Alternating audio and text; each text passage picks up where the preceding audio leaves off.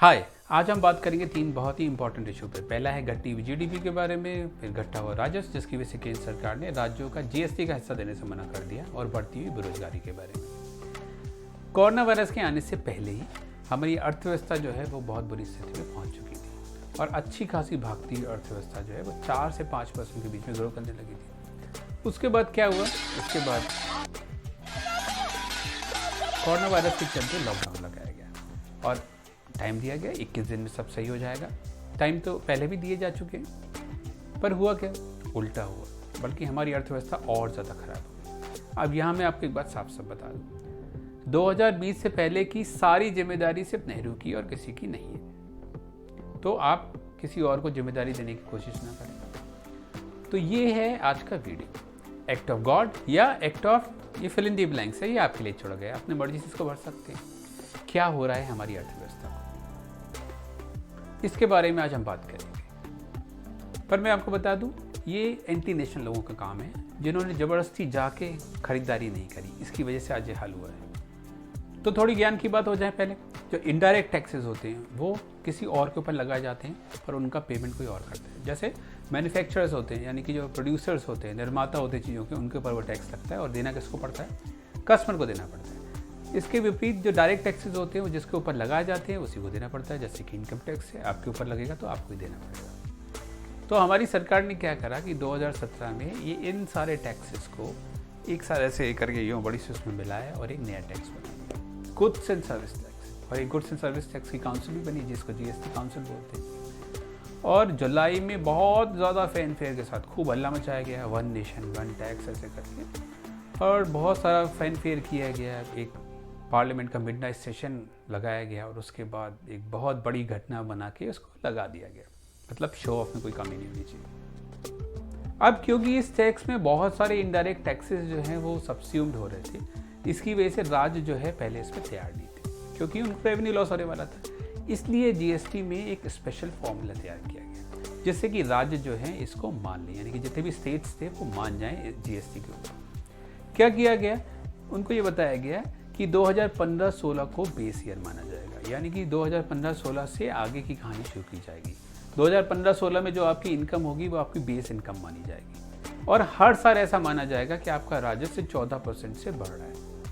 मसलन 2015-16 में अगर आपकी जो इनकम है, यानी कि रेवेन्यू है, वो अगर 100 रुपये थी, तो अगले साल इसको 114 रुपये माना जाएगा। अब जितना हिस्सा जीएसटी से पे किया जाएगा या भरपाई हो सकेगी वो तो जीएसटी से होगी, और बाकी के लिए एक जीएसटी कॉम्पनसेशन सेस लगाया गया। उसका काम ये था कि जो आपका बचा हुआ हिस्सा है, मान लीजिए 114 रुपये में से 110 रुपये आपको मिल गए जीएसटी से, तो जो 4 रुपये हैं वो आपको गवर्नमेंट देगी जीएसटी कॉम्पनसेशन सेस लगा के। इस तरीके से ये 5 साल के लिए प्रोविजन किया गया था, जिससे कि राज्यों को भरपाई की जा सके उनके नुकसान की।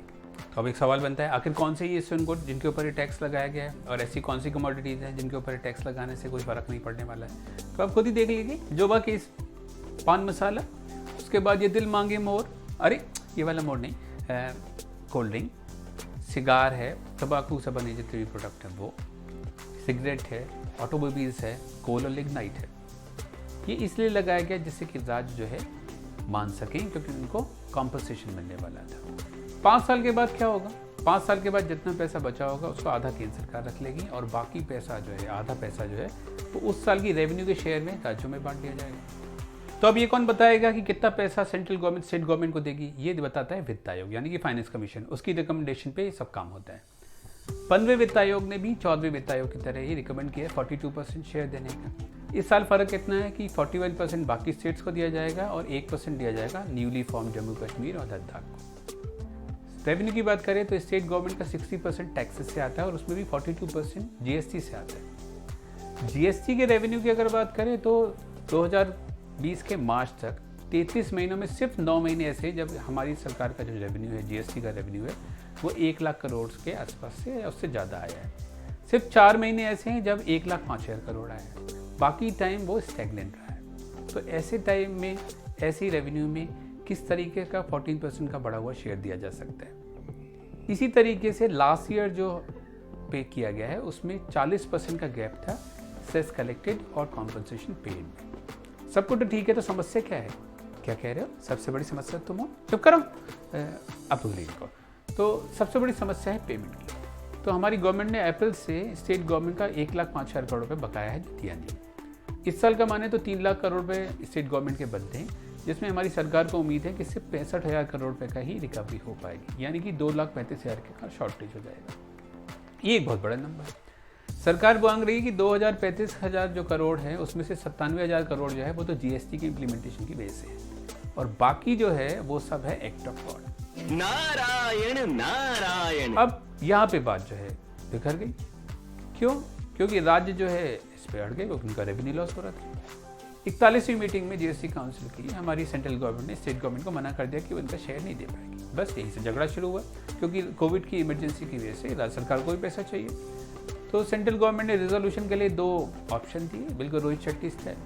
पहला ऑप्शन क्या है कि 97,000 करोड़ का लोन ले ले, जिसके लिए रिजर्व बैंक ऑफ इंडिया एक स्पेशल विंडो खोलेगी, और सूद समेत सेस। अरे ये कौन सा सूद लगा दिया भाई? क्या सब कुछ इन्हीं से ले लोगे क्या? जो प्रिंसिपल और इंटरेस्ट है, जो जीएसटी कॉम्पनसेशन सेस है, उसको 2022 के बाद आगे बढ़ा दिया जाएगा, और उसका जो रेवेन्यू होगा उसमें से ये ले लिया जाएगा। या दूसरा ऑप्शन क्या होगा कि वो 2,35,000 करोड़ का सीधे सीधे बाजार से लोन ले लेंगे, यानी कि उसको सेंट्रल गवर्नमेंट और reserve bank of India facilitate करेगी। गरीमत मतलब आपके पास नहीं लोन लेनी आ रही, सरकार का अपना तरीका होता है, बॉन्ड के थ्रू या ट्रेजरी बिल के जरिए वो लोन ले सकती है। तो अभी रेवेन्यू शॉर्टफॉल का असर कहाँ पड़ेगा? जो भी हमारे स्टेट गवर्नमेंट के हाथ में टैक्सेस बचे हैं अब, यानी कि जो व्हीकल रजिस्ट्रेशन है, लैंड का रजिस्ट्रेशन है, पेट्रोल डीजल पे जो सेस लगाती है या बहुत सारी सर्विसेज देती है, वो सब महंगी हो सकती है, क्योंकि सरकार को पैसा चाहिए। इस टाइम पेंडेमिक चल रहा है और उसकी वजह से तो और ज़्यादा पैसा चाहिए। इस समय हमारे एक्सपेंडिचर कम करना बहुत ही गड़बड़ हो जाएगा, क्योंकि सरकार इस पेंडेमिक को मैनेज नहीं कर पाएगी। अगर लोन की बात करें तो सरकार के अपने हाथ बंधे हुए, एक हद से ज़्यादा वो लोन नहीं ले सकती, तो समस्या काफ़ी गंभीर हो चुकी है। ऐसा पहली बार हुआ है 17-18 नहीं 40 साल में। अगर आप जीडीपी की फिगर देखें पहले क्वार्टर की, तो बहुत ही अलार्मिंग है। हमें कॉन्ट्रैक्शन हुआ है, वो भी लगभग 24% के आसपास का। इसका मतलब है कि हमारी जीडीपी निगेटिव में है। कैसे समझेंगे? जैसे इस साल आपने 100 रुपये की चीज़ें बनाई हैं, तो अगली साल हम ये उम्मीद रखेंगे कि आप 100 रुपये के से ज़्यादा की चीज़ें बनाएं। अगर ज़्यादा ना बनाए तो कम से कम उतनी तो बनाए जितनी आपने पिछले साल बनाई थी। अगर ये चीज़ें जो हैं, यानी कि वस्तुएं हैं, अगर हम 100 रुपये से कम की बनाएंगे तो हमारी जीडीपी में कॉन्ट्रैक्शन होगा, और इसका बहुत हर जगह आपको असर दिखाई पड़ जाएगा। अगर एमएसएमई और इन्फॉर्मल सेक्टर को जोड़ दिया जाए तो आपको सांप सुन जाएगा। क्या कह रहे हैं? कोविड कर रहे हो? नागिन का 5वां सीजन शुरू हो गया और तुम्हारा पहला नहीं निकल रहा है। चुप करो। जाने दीजिए, अब हम करेंगे मन की बात। ये एक बहुत बड़ा सच है कि वायरस का कोई ट्रेड ऑफ नहीं है, पर उतना ही बड़ा ये सच है कि जो बिना प्लान किया लॉकडाउन है उसने हमारी अर्थव्यवस्था को बहुत ज़्यादा नुकसान किया है। सारी आर्थिक गतिविधियाँ रुक गई थी, इसकी वजह से आज हमें ये स्थिति देखनी पड़ रही है। अब जबकि केस बहुत ज़्यादा आ रहे हैं और हम लोग नंबर 1 बन गए हैं वर्ल्ड में, तब हमारी सरकार ने लॉकडाउन को खोल दिया है और अर्थव्यवस्था को खोल दिया है। पर इस समय कोई बहुत बड़े चमत्कार की उम्मीद रखना गलत ही होगा। मैन्युफैक्चरिंग, माइनिंग, कंस्ट्रक्शन, हर जगह आपको इसका असर दिखाई पड़ेगा। सिर्फ रूरल इकोनॉमी में थोड़ा बहुत सुधार दिखाई पड़ रहा है, वो बहुत ही मार्जिनल सुधार। वो भी किस वजह से? रागा नहीं, रेगा मतलब मनरेगा की वजह से, जिसके हमारी प्रधानमंत्री ने हर जगह खिल्ली उड़ाई थी। उसकी वजह से गांव में लोगों को कुछ रोजगार मिला है, जिसकी वजह से कुछ स्थिति सुधरी है। अगर बेरोजगारी की यानी कि अनएम्प्लॉयमेंट की बात करें तो आपको जान के आश्चर्य होगा कि 1 करोड़ और 89 लाख लोगों की जॉब गई है, सैलरी वाले लोगों की, और अकेले इनमें 50 लाख लोगों की जॉब तो सिर्फ जुलाई में गई है। सैलरी वालों लोगों की जॉब जो है आसानी से जाती नहीं है, और अगर एक बार चली जाए तो फिर आसानी से मिलती भी नहीं है।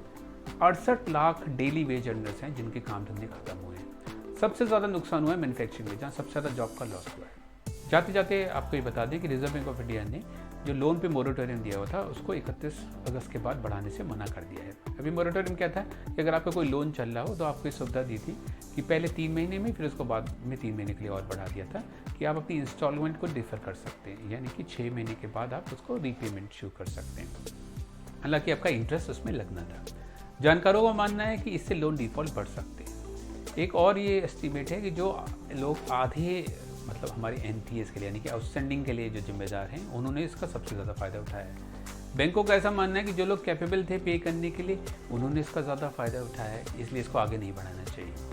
रिजर्व बैंक ऑफ इंडिया का भी मानना है कि जो लॉन्ग टर्म में जो रिजोल्यूशन है उसका इस्तेमाल करना ज़्यादा फ़ायदेमंद रहेगा। पर एक सोचने वाली बात यह है कि जब आदमी की नौकरी जा रही है, हमारी जीडीपी नेगेटिव में चली गई है, तो ऐसे में लोग इस लोन का रीपेमेंट करेंगे कैसे? जीडीपी के कॉन्ट्रैक्शन का असर हमारी इंडस्ट्रीज़ पे भी पड़ा है और बहुत सारी इंडस्ट्रीज जो हैं वो अपनी सेल्स को लेकर स्ट्रगल कर रही हैं और बहुत सारे जो हैं उन्होंने अपने एसेट्स बड़ी कंपनियों को बेच दिए हैं जिनके पास कैश है।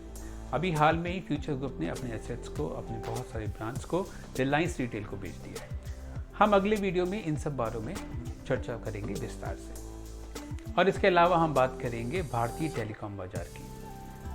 अब लास्ट में फिर से वही जो हम हर बार करते हैं, अगर आपको ये वीडियो पसंद आया हो तो इसको लाइक करिए, शेयर करिए और हमारे चैनल को सब्सक्राइब करिए। बेल आइकन को प्रेस करने से आपके पास सारे नोटिफिकेशन भी आएंगे। अब हम मिलेंगे आपसे अगले वीडियो में, तब तक अपना ख्याल रखिए। Bye bye.